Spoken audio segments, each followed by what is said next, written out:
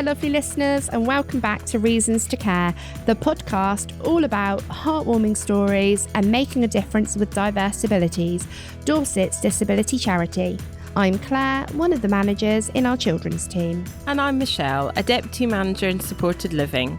So today's episode, we've got Jess joining us from Colten Care. So welcome, Jess. Good morning. Nice to be here. So do you want to tell us a little bit about your role and what that entails and maybe how long you've been with Colten Care? Yeah, I joined Colten Care 2 years ago this month, actually. I'm just coming up for my anniversary. My role is customer advisor. So I start the journey for people who are phoning into the homes looking for somewhere to stay for a short period of time or come into us permanently. So I take it from inquiry to admission. So I look after sort of new people coming into the home and whatever that looks like for them. Sometimes it involves their families. Sometimes it's just the resident who's inquiring on their own. So I show people around the home. I talk to them about the finance side of things, how they can sort of manage that, what the process is. I'm very lucky. I get involved with the community a lot as well, sort of generating the name of Colten, getting people to understand actually what we do. But also sort of spreading skills, the sort of resources that we have. I can do that and take that out into the community and share that with them. So that's really sort of rewarding for me personally, but just good for the business really, and kind of, just sort of reaching out to the local community and seeing how we can join with them for other things. So yeah, there's a really wide spectrum of things that I do within my day. Sometimes it's just getting involved with the residents. That's amazing. That's a really nice part of the job. Although I'm sort of bringing people into the home and looking after new people, it's just really nice to spend some time with the people who've actually joined us and who are living, within the home. So that's really lovely for me. It's like that consistency, I can imagine. So you say you take them from inquiry right the way through.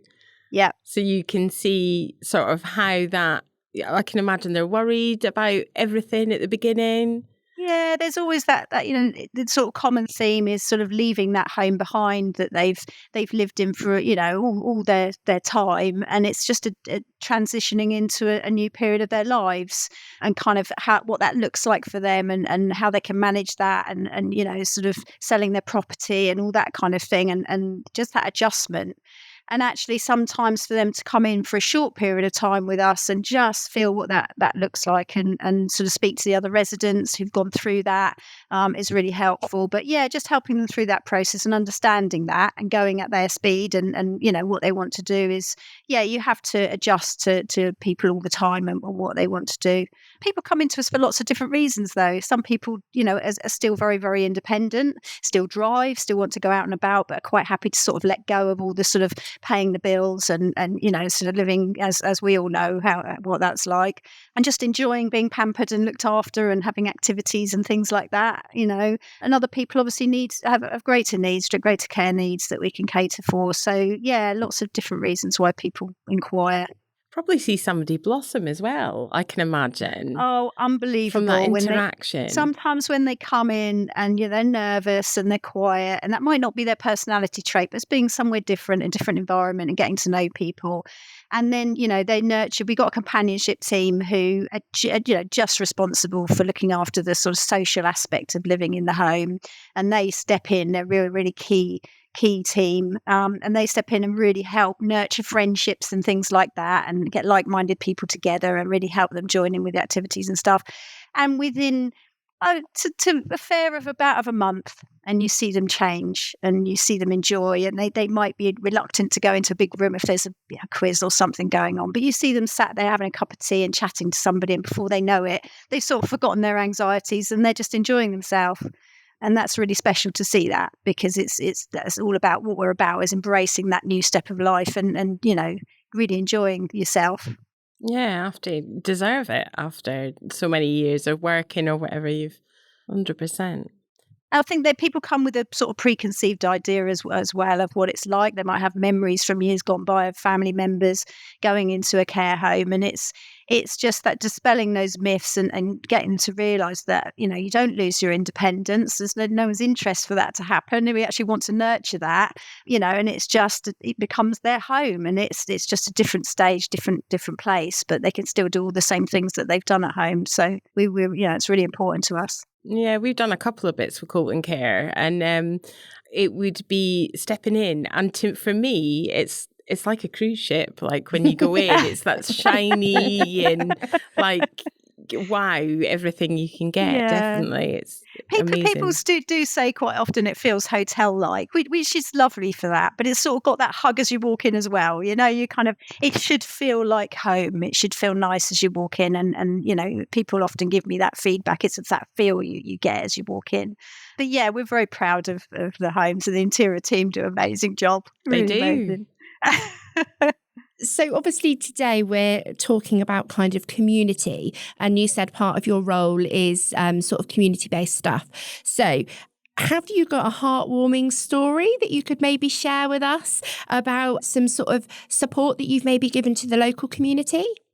Yeah, well, I think the story that springs to mind is the Chocolate Elf campaign that we supported over Christmas. That was a new thing, certainly for the home that I work in, to support that. And it's basically collecting advent calendars and chocolate stockings, you know, chocolate things, chocolate packs for children who really wouldn't get much else for Christmas. And that in today's world is really quite sad to realise that. But, you know, there's children's homes, children's charities, hospitals as well. You know, everybody gets involved. So we were sort of stations of where people could drop those things off. And, you know, the stories of the impact that just having an advent calendar for Christmas, that someone else has thought about them, and, you know, and they wait for those deliveries of chocolate is just incredible to think that, you know, a small thing that we can do, we put boxes out and the residents can get involved because they donated. But, you know, we put an advert out and let the local community know that we were a drop-in centre. You can pop the donations in there. And yeah, the impact, I think they managed to collect in excess of 5,000 units for the children locally, and that was just incredible. There's a sort of local business who then go out and distribute them, or we just collected them. But yeah, I mean, it's just things like that. I mean, that's just a small thing of what we can do, but it just made a big impact on everybody. And when you see the piles of chocolate going out and thinking who's going to receive those, and that was just lovely. Just shows that little things make a big difference, like massively. Yeah. And also, as a charity ourselves that benefit from some of those kind of community engagements we have with local businesses, we see that when we had a campaign over Easter and we had lots of businesses donate Easter eggs, and then being at a session over Easter and I had all the Easter eggs lined up on the side and I didn't tell the children it was going to happen. And then as they were leaving, I was like, everybody choose an Easter egg, and their little faces, they were so pleased to have something, and they were like, we don't have to pay. And I was like, no, you don't. Just so take an Easter egg and off you go, have fun. And even seeing the parents, you could see that they were like so grateful that somebody had thought of them, you know, and somebody that they don't know, just somebody completely random had thought, do you know what, we can do this. So I think, you know, it's lovely to hear that story, and we can echo that actually we see that too from the other side. And I think it definitely goes to show that what we do as a charity, we can't do without the support of other local businesses who will engage with us as their community. Yeah. And the impact for the wider people as well. It's not just the children. Of course, it's lovely and it's about the children. But as you say, it sort of impacts the parents. It takes that relief off them. They can see that their child is getting something. And yeah, I don't know. It's just really lovely. And that's really nice to see that side of it, that you've sort of received something very similar and it's helped. That's nice to know. Yeah. And as from adults, you know, I think the other thing as well, we have some volunteers come in that were decorating the houses for the people that we support in their houses. And again, you've seen the effect for not only the person getting excited and what paint they were going to have, but for the family members, like, oh, actually, even though they're in their own bungalow now, they still are getting that support. And I think that, again, just as they get older, that's really important to know that actually my loved one is in safe hands. Absolutely. And raising the self-esteem of that person as well must be incredible. You know, the fact that someone cares enough to do that and give their time or whatever is really nice. Yeah, lovely.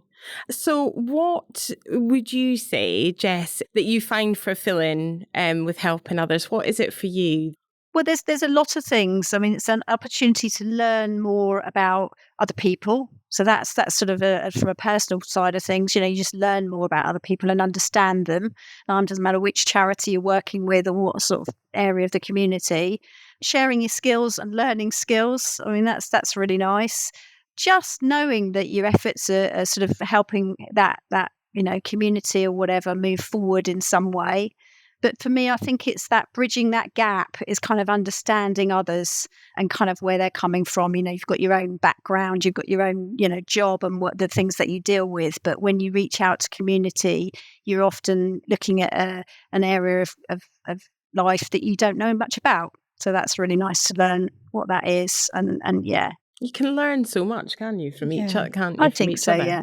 And I think we've seen this recently. So very recently, we took on a new building for the services that I manage, and the whole building needed to completely be overhauled. So we needed decorating, we needed building work done, and we put a shout out to our local community, to businesses saying, can anyone come and help?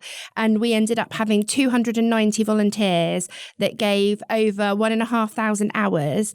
And the place was transformed. I was a bit like, really? Volunteers are going to be able to pull this off? And the day we opened at Easter, I looked around and thought, we did it. We actually did it. And for me, I felt so supported because I couldn't have done that. Me and my team couldn't have done that on our own. We as a charity couldn't have done that on our own. But having other local companies come in and donate their time and donate their skills and materials, it kind of really showed me that actually we do, the saying, you need a village to pull it off. And we absolutely needed that. And the difference it will make, not just now, but for years to come, is, incredible. And sometimes those teams of people come together, don't they? And it might be a small part, it might be a very small part in that, but without you, it doesn't all come together. Absolutely. So everyone just shows you just need to contribute something fairly small usually, but in the bigger picture, it really does make that big difference. And I think the satisfaction for the volunteers as well, giving back something. Yeah, definitely. Everybody's sort of gaining from that experience. Yeah. And we've seen sort of these partnerships now that have developed from that donation of time and painting. It's now moved on, and we've got companies that are sponsoring different areas that we need refurbing. So we've had our learning kitchen. We've had a company now donate money. So they came to help paint, and then they fell in love with the place, loved what we were going to be doing, and said, we'll sponsor the learning kitchen. We've had companies now sponsoring different other rooms. So like our gaming room and our go-kart track. And it's all come from this buy-in. They turned up with a paintbrush, and then a month later, they've really bought into the project and want to see how that, could develop in the future. Yeah, I think, just sort of going back to the resident side of things, when we're looking at charities and things to support, it's so important to involve the residents because they get that impact as well. And they choose what our charity is on a sort of annual basis. And that feeling that they're still contributing, they've come out of their normal life, they've now moved into us, but they're still part of that community. So for them, that's their impact. It might not be they can pick that paintbrush up or they can come, but actually for them to make something that we can sell, to then raise money for that charity, to join in and perhaps meet the beneficiaries of the charity, that's a really, really good thing. So yeah, at whatever level, you're still contributing to that. And I think for your residents, that must give a real feeling of sort of self-worth and like you say, that feeling of being part of the community. And that is so important, isn't it, for your mental well-being and for people to feel happy and engaged? Yeah, definitely. I know that Colten Care have got a really good working relationship with Langside School, which is the charities school that we have. And I know that there's a lot of sort of joint partnership working. And I think that I've been told that sometimes some of the residents will join in with a music session with some of the young people that attend Langside. And, again, that must feel really lovely for the residents to feel engaged. And I mean, they're literally next door to each other. So they really are within the same community, and that must feel really nice to feel like they're still making a difference and having an impact. And I know that our young people love visiting, and so do the staff, I'm sure. Yeah, definitely. definitely. Well, music therapy in itself is just an incredible thing, isn't it? I mean, everybody loves music and it seems to touch everybody. But when, when those two different sort of ages and things like that come together, it's just incredible to see. It's just a lovely thing. We share space as well, though. We have got some areas of the home that I know this is certainly the provider uses. I think they've used them for the parents to go and have some sort of conversations and some sessions in there, which sort of provides that safer space in some ways away from. We did a transitions with Colten Care, and the space was just lovely to come in, and like a way it was stepped away from Langside, which meant it could give the parents time to ask the questions, everything about transition, which is a scary time anyway for the children, but also for the adults, that, what's it going to look like? How's it going to be for my child? And it meant that, we could have time to answer any questions.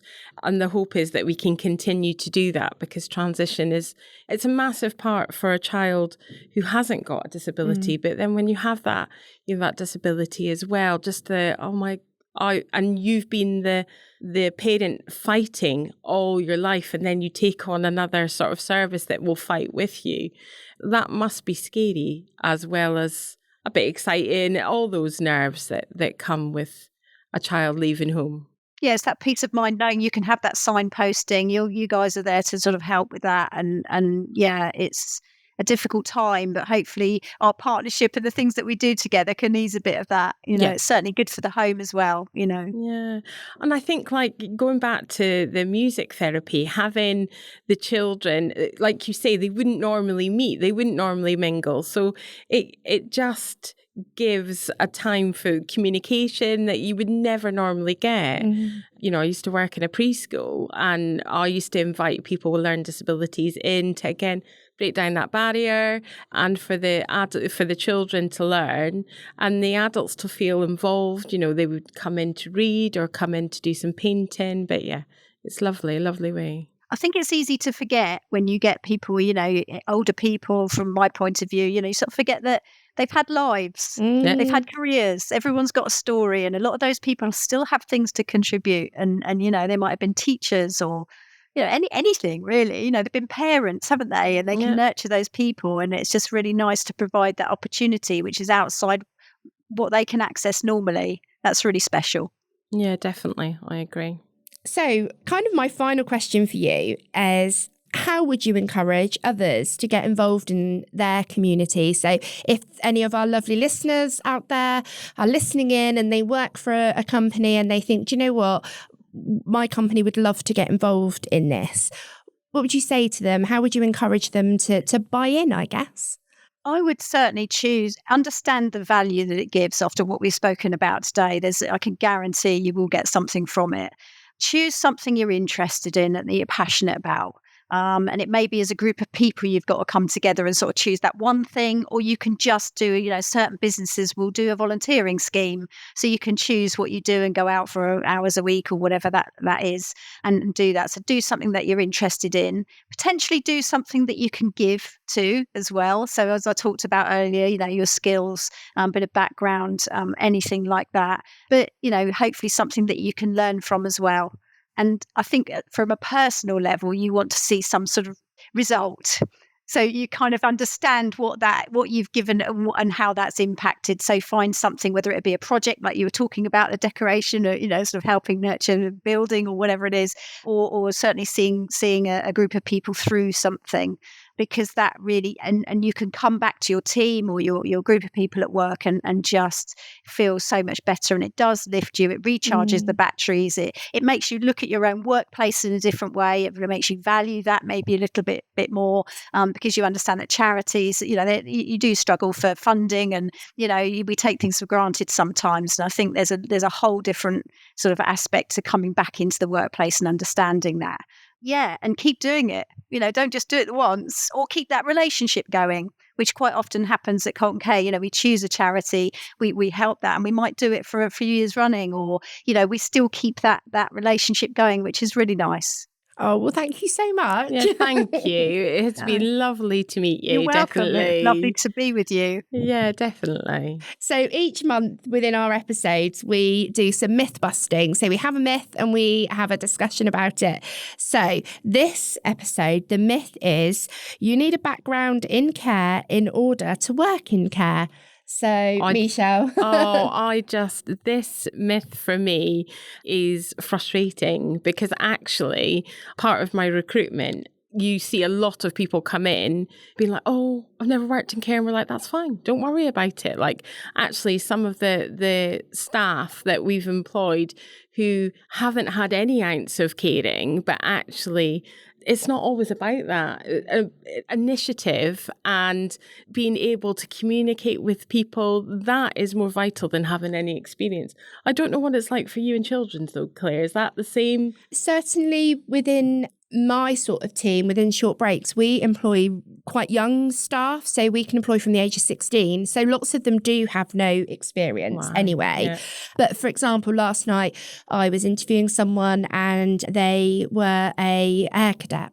And I said, all those skills you've got, you just don't realise it. They're so transferable because you've taught younger students than yourself. You've run groups, you've run games, you've engaged with people who are younger, and all those skills are really transferable. So I think for my services, it is slightly different because we kind of almost expect people to have no background. Within the wider children's team, it's something we're always saying. As long as you are the right person with the right attributes, it really doesn't matter what experience you have. And I think, Jess, talking to you and hearing your story, obviously caring wasn't in your background either. This was a complete change for you. And yeah, absolutely. I mean, I was in retail for 32 years. Such a long time. I know. I don't know how old, do I? You definitely don't. Definitely. And I loved it, but, I just got disillusioned with the sort of one-dimensional side of it. And I was looking for something different. I decided to make a change and challenge myself and sort of fell into care, really, because I've got an interest in people. I like communicating. And I think that's, you were saying, it is about people at the end of the day and caring. And if you've got those, if you can keep that balance. I mean, my role's a little bit different. I'm not doing the sort of hands-on caring, but I still work very, very closely with the relatives and the families. And I really get a lot from that. And after a very long period of time in a career, very different to this one, I haven't looked back. That sort of coming into this environment and learning and working alongside professional people, very highly skilled, undervalued sometimes, but, very professional and to seeing a team work together and come together to make people's lives better is really, really a privilege.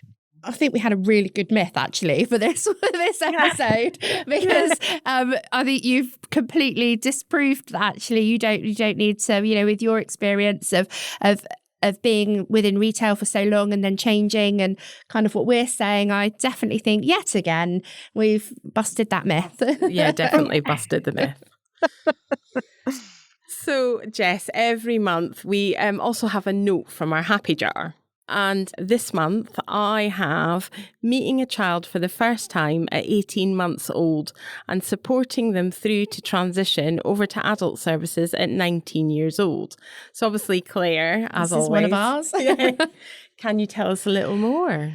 Yeah, so obviously we support children within our children's services and they may move around within those services or they may access numerous of those services. So I think the young person that this was probably about has, I think, probably accessed most of children's services. They've accessed Coping with Chaos, Project My Time, Lily's Place, Langside School, and have now moved on to Transitions, which is our kind of like transitioning between the two. So we just hold them a little bit longer and get ready to help hand them over to adult services. And that's the point we're at now with this young person. And again, as we say all the time, it's been such a privilege to watch this young person grow and to support their family through, various different things that have happened within their lives. And I guess to walk their journey with them. Yeah. We're in such a lucky position, but also feel that it's really important that we're part of that handing over to you guys, because we've known them for so long. We know all the intricacies around them and, you know, what they like and don't like. 18 years or 19 years of knowledge there. Yeah. And we think if we can almost package it all up and hand that over and sort of work alongside you guys until we're like, okay, we're ready to step back now, ready to let go. It's such a privilege. We're so lucky. And that's, I think that's what I love so much about Disabilities is the fact that there's all these different services, but we all kind of work together and pass things over and like, actually, no, you need this at the moment or you need that at the moment.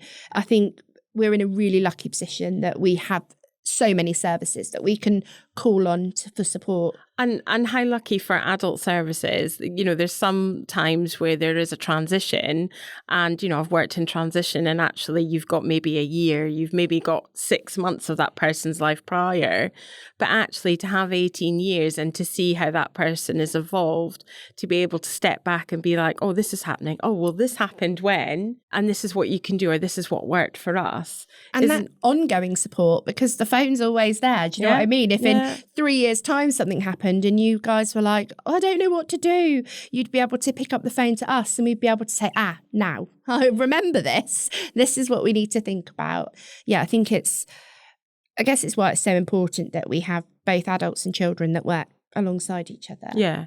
And that's why I think the transition, going back to the transition meets that we have, I was really, really impressed that we did that because for the families around those children, it's such a daunting task, you know, so to be able to have all these professionals come together and say, it's okay, we've got you. And that joined up approach as well, that you can communicate with each other. I mean, that's great, isn't it?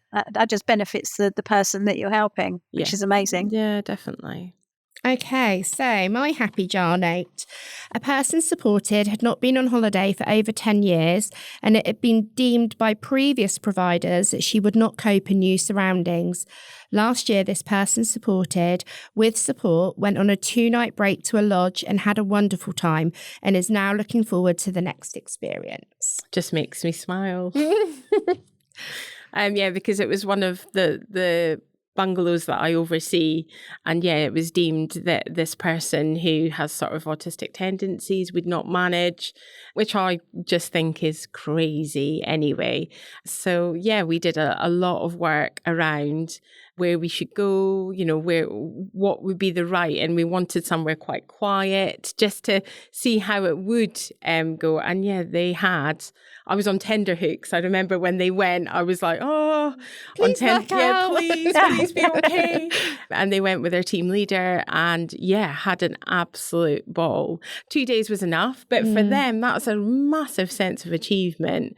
And you just feel like, well, for me, I feel like that mum, like just waiting on the phone, like sort of, oh God, I hope everything's going to be okay. But they had a ball and I've already started. I was round there literally yesterday and they were like, holiday? Like, so where are we going next? Which is, lovely. Lovely because it's a part, isn't it? Whether or not you've got a disability, you should be allowed to have that time away to, you know, to enjoy it. It just blew my mind that nobody would sort of support that before.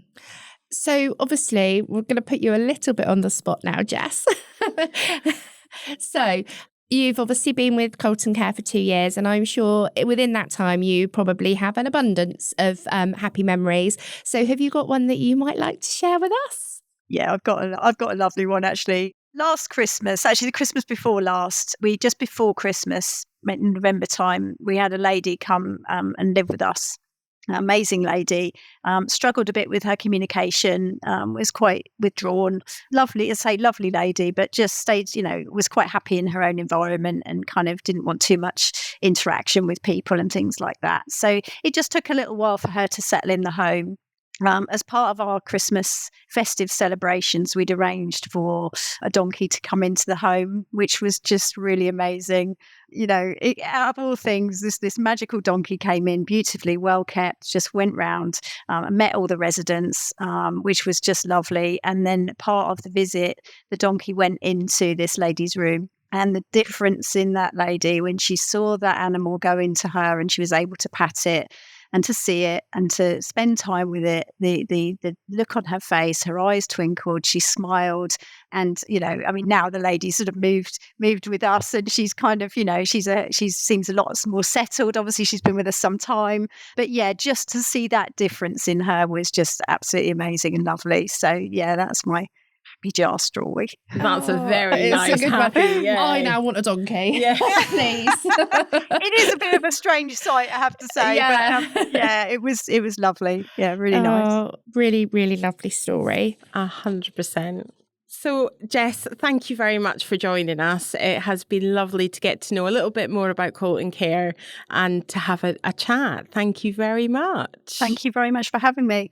More than happy. If you want to come and visit any of the homes, you're more than welcome. We'd be delighted to see you. Oh, thank you. We're booking in. I hear you do nice cake. We do. Thank you so much for joining us on this episode of Reasons to Care, the podcast from Disabilities, Dorset's disability charity, all about what it means to work in care. We'll be back again with you soon, so make sure you subscribe for updates. But in the meantime, don't forget to follow Disabilities on social media. Check out our vacancies at disabilities.org.uk/careers, and we'd love if you could leave a review if you've enjoyed this episode. Speak to you soon. See you next time.